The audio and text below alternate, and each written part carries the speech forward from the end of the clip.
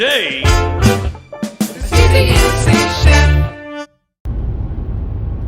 What's up, folks? How y'all is? I got the worst haircut I ever got in my life, I think, today from Great Clips. They made me look like a dickhead. Yeah, anyway, I'll fix it when I get home. Take some scissors out and try to trim it up a little because they did a horrible job. But anyway, I had to go to the dentist, and there was a Great Clips next door, and I didn't have time to go to my normal haircutting lady, so that's the way it goes. Anyway, when I broke that crown off, that's what attaches the what do you call it, the bridge for the other tooth. So when I broke that off, I was missing my two jaw teeth in the back of my left side, so it's pretty weird and pretty hard to eat with no jaw teeth. And then I had to have a post drilled into my freaking jaw. It's been a process for the last 5 weeks, so of course I haven't been filming as much lately just because I've had all that going on, plus lots of work and zero downtime, so it's been pretty nuts though. You shouldn't have to. Shouldn't have to? Well, it's hard to see that. It is maintenance day on the Cub Cadet. Drive belt broke, and we just fixed the deck belt, and then it broke again, and then Mrs. Chef put a new deck belt on by herself, which I was very impressed. No, but this belt is hard. This the drive belt. Yeah, it's not going to clear that, so yeah, I got to bring that down. I got to bring that one down. So, yeah. It's not going to clear. Well, howdy folks, how y'all is? Just dropped baby stick off. Yeah. And we had a lot of problems with Cub Cadet. We had to do I did the belt a couple weeks ago, and then ordered a belt off of Amazon, and it broke within like, I don't know, 6 hours maybe, less. So I had to put another belt on, and then the drivetrain belt broke, which is makes it go forward and backward and all that good stuff, which is way up in there. It's a pain in the ass, and thank God for baby stick, because got it all fixed up for us. Changed spark plugs, did a little tune up on it, and couldn't believe how well it ran. It ran like a brand new one. It's pretty awesome. So got that working again, and I'm working on getting a Kubota to have for like bigger stuff, because doing everything the Amish way is getting pretty damn old, and I'm getting old, so it's hard to do. So yeah, look for that coming up. Something with a bucket where I can actually do some moving of some dirt and all. Anyway, I finally got kind of a day off, sort of a day off, but not really a day off. Still had a lot of stuff to do, you know, instructing people and all on what to do for catering and all. So it was nice to be able to at least get the mower back running and all that, because I had stuff I got to take care of. And tomorrow's a big day, fried day, doing all kinds of fried food for a birthday party. And then next week is Hell Week.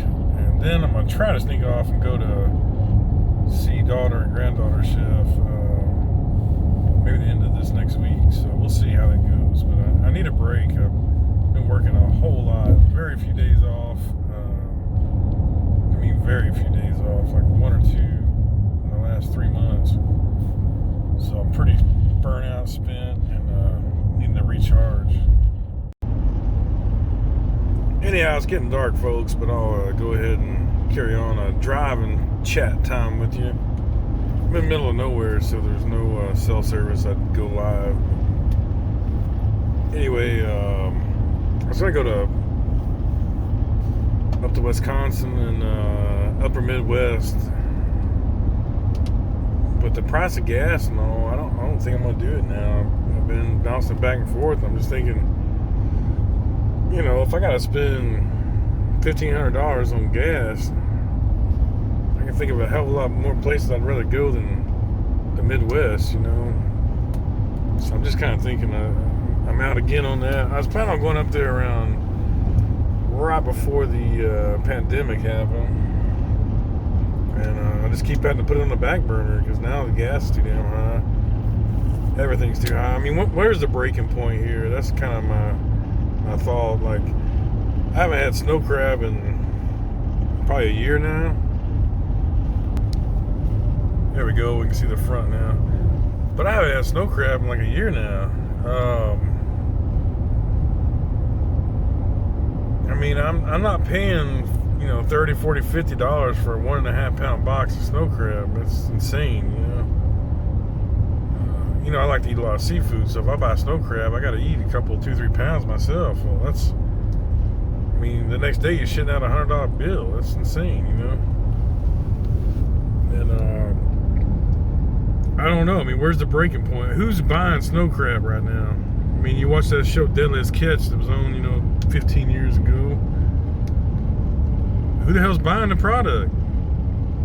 Is prices more reasonable in other countries? I mean, I don't know. Is that where everything's going? But I see like the stores are stocked up in snow crab and, you know, stuff like lobster tails, stuff like that. They're all just sitting there. The freezer section's full of that kind of shit, you know, because nobody can afford to buy it. So I guess they're at the point now. I'm looking at it like, you know, a Vegas buffet ain't putting snow crab on the menu. You don't see it on any menus anymore. So where does that product go? Just sits in freezers until it, you know, freezer burns. And you have to wonder, you know, like, where is the breaking point on products, certain products? There has to be a breaking point somewhere where people are like, I'm not paying that. It's too much. I think you're seeing it with things like seafood and all. And what you guys, you know, I want some thoughts here. Like, what are y'all guys seeing out there that you're just like, I'm just at the point where I'm not going to pay for that. I'm not going to go on that trip because the gas is too damn high.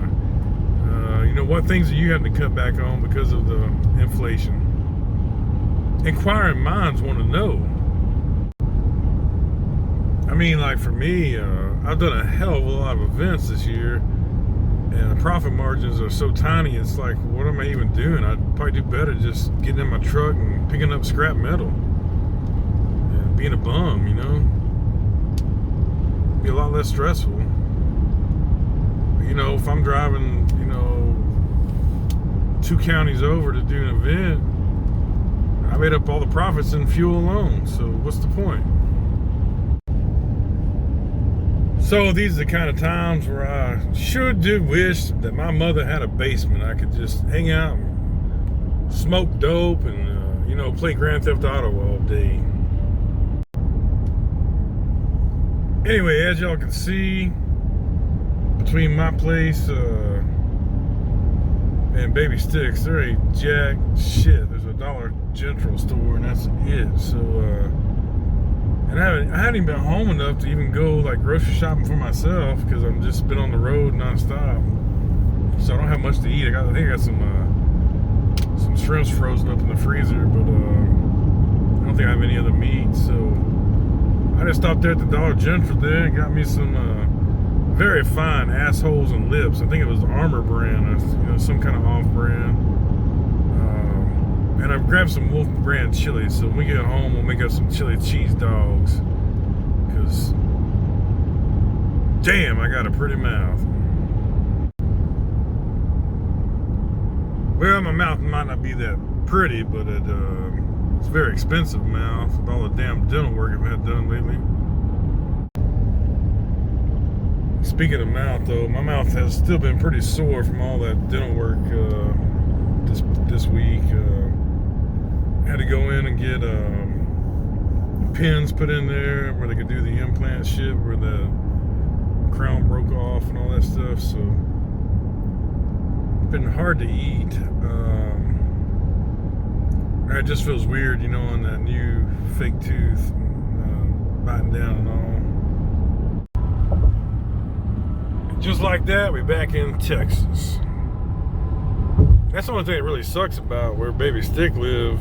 It's not that far, but it's you gotta go a long ways around to catch a bridge that goes across the river, you know.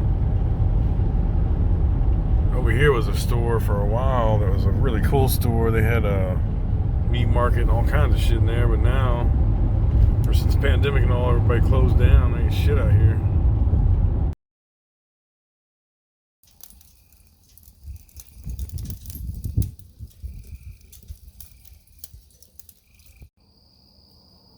So tonight is chili cheese dog night, and same principle here. Some Wolf brand chili on the grill. Got the can opened up so it can vent out, and yeah, let's grill some dogs up.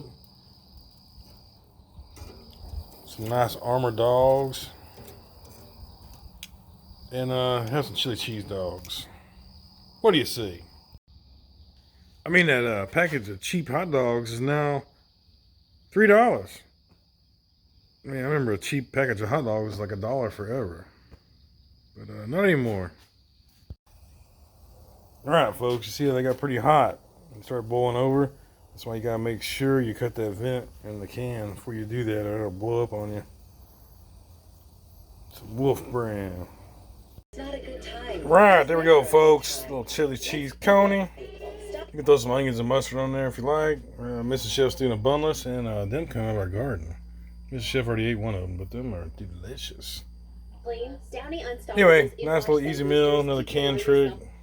And there you go. If you You're not missing out. It's simple. So that's when you know you got your money's worth out of them blades. Look at that, yeah.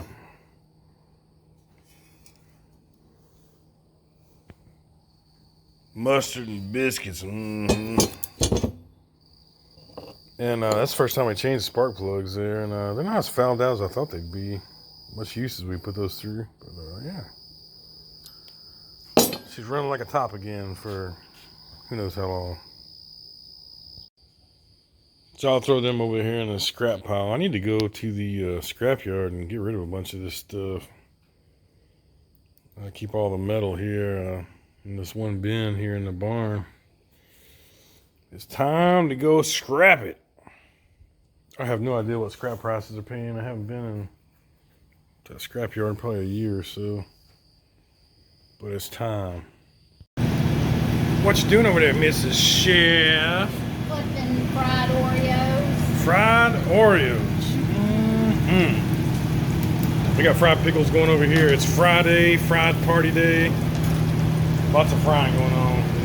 So these here will be coated with powdered sugar when they go out. All right, folks, we just finished our Friday fry party. Out in the middle of nowhere, of course. Because everything out here is in the middle of nowhere. Anyway, we stopped by Walmart because there ain't no other stores in here. Which I absolutely despise Walmart, as you know. I've said that 1,000 times, but they have not one single person checking anybody out. Not one. Just self-checkout. So the line for self-checkout was like wrapping around the clothes section and all. So I get up there and I go to scan, and some dude comes over and is like, "Oh, you set off the red light." I was like, "Okay, I don't know what that means." He goes, "Oh, everything's fine." I was like, "Okay." So get done checking out. I go to the damn, I'm right there next to the door. I'm the last one, right before you get to the exit door. The dude sees me pay for this shit, right? And I go in there and he says, "I need to see your receipt." I said, "Look, dude, if you think that I stole something, you can call the police. Have a good day." I just can't deal with Walmart. The worst company in the world. Absolutely despise Walmart. And I try to never go there unless it's absolutely necessary. And unfortunately, they put so many of these independent grocery stores and all out in these small towns that you have to go there. It's a real unfortunate thing, but yeah, Walmart's the worst company in the world. It's absolutely evil, and I do hope, as much as I despise Jeff Bezos and Amazon, I hope that they destroy Walmart. But I mean, obviously, I don't look like a meth head or a crackhead or anything like that. I'm not going in there to steal shit. I mean, why do they have to treat you like you're a criminal at Walmart? is that their? Why is that their MO? If you need to see my receipt, then have some damn cashiers to check me out so they can see what I'm buying. If that makes all the difference to you, buddy. You know, I mean, I don't get it. I mean, the way I look at it, Walmart owes me at least $15 an hour if I got to check myself out. I mean, if you ain't gonna pay people to check people out, then you better start paying people to check themselves out. I mean, that's just some total bullshit. And this has been going on for a long time, and a lot of companies are going to this. But you know, every time I see a company that goes to this only self-checkout shit, I don't go back. I'm done.